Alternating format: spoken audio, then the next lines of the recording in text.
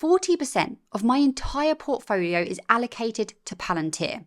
I think Palantir is a special company. It is a once-in-a-generation opportunity, and I am not missing out. But there is something that we need to speak about, and something that the bearish people are saying about Palantir, and actually, you know what? They do have a point. There's a lot to be said about Palantir, so in the interest of time, I'm going to try and keep this quite brief. Palantir can be thought of as providing hard AI rather than soft AI. This is a term I recently came across when I interviewed a guy called Andre on my podcast. But the idea is basically that Palantir are offering AI solutions that go far beyond just chat functionalities. They are offering solutions that make proper impacts. Palantir are enabling artificial intelligence to be utilized with inputs and outputs across an entire business organization, which then allows businesses to understand their complex data sets and action these data sets in a way that mimics human cognitive abilities. And we can think of this quite opposite to how soft AI works. Let's just say chatbots. You know, they're a bit of fun.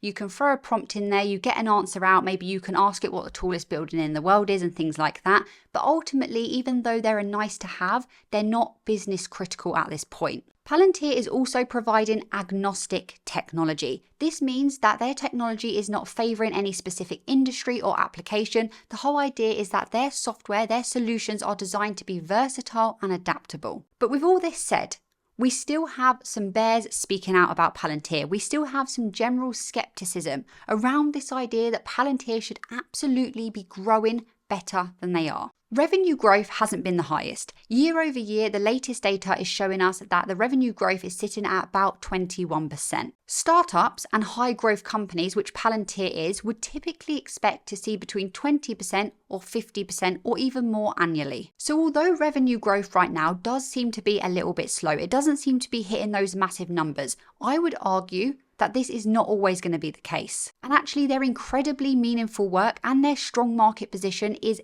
absolutely worth paying attention to. And also remember that revenue is a lagging indicator, meaning we only see the revenue come in for the previous amount of time. We're not seeing it happen in real time. For quite a while, Palantir had very, very complex, costly to deploy products. Not everyone could afford them, and more importantly, they weren't actually making sales that easily to all of their potential customers. But we know this is getting better.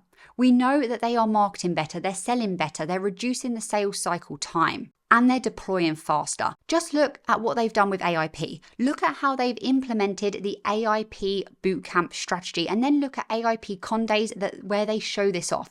Things are really, really changing at Palantir.